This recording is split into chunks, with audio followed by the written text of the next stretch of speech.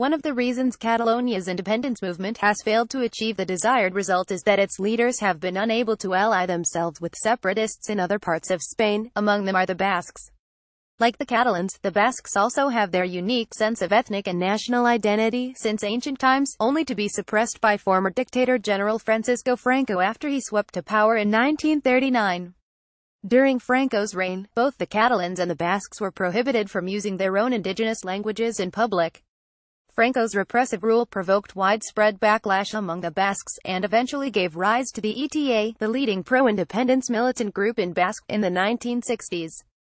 The death of Franco in 1975 and the subsequent democratization of Spain didn't put an end to the insurgency mounted by the ETA, whose leaders, unlike the overwhelming majority of Spaniards at that time, were highly dissatisfied with the arrangements over the future of Basque laid down in the country's 1978 democratic constitution. At one point, the ETA was widely regarded as one of Europe's most notorious terrorist groups in the Cold War period, and was responsible for more than 800 deaths. And for the following 2 decades, the ETA would go on to wage a bloody campaign for independence on one hand, and hold peace talks with Madrid on and off on the other. It wasn't until 2010 that the ETA began to formulate a strategic alternative, under which it agreed to put a formal end to its pro-independence armed struggle that had continued for nearly half a century and pursue its pro-independence cause through dialogue instead of violence. Then in April this year, the ETA finally completed its disarmament by turning over its last remaining armories located in southwestern France to the Spanish authorities.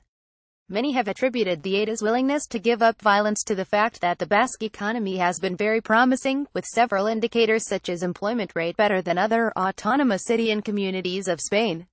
In particular, the Basque administration is allowed to collect and keep most of its own taxes, so that the taxes of this autonomous region, which is relatively well off compared to other parts of Spain, doesn't have to flow to other parts of Spain. This favorable arrangement has indeed proven instrumental in successfully allaying the discontent among the Basques with the central government in Madrid. Meanwhile, in exchange for the ETA's complete ceasefire and disarmament, Madrid has also agreed not to come after key members for their terrorist deeds in the past. However, apart from carrot, Madrid has also employed stick in its efforts to eradicate the threat posed by the ETA and eliminate its living space. For example, riding on the tidal wave of anti-terrorism in the wake of the September 11 attacks, the Spanish parliament overwhelmingly passed the New Political Parties Act, which outlaws all political groups that have direct or indirect sympathy for terrorist organizations. And Madrid's carrot-and-stick approach to dealing with separatist sentiment in the Basque region has obviously paid off. According to a recent poll, less than a quarter of Basques are in favor of secession from Spain as a nation, or following the roadmap of Catalonia to strive for independence. On the other hand, even though hundreds of thousands of Basque nationalists had taken to the streets in support of Catalonia's bid for statehood 2 days before its independence referendum, most of the key leaders of the ETA have publicly dissociated themselves from the Catalan separatists. As a matter of fact, there is currently little incentive for the Basques to push for secession from the rest of Spain.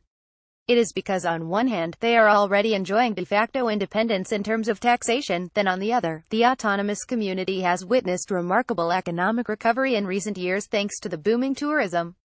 Given that, there is simply no reason for them to pick up weapons again. Besides, leaders of the Basque autonomous community have adopted a new strategy, which is, through the European Union undermining Madrid's control, to blur the boundary between the status of independence and non-independence. This article appeared in the Hong Kong Economic Journal on November 1. Translation by Alan Lee. Chinese version. Contact us at email protected.jscra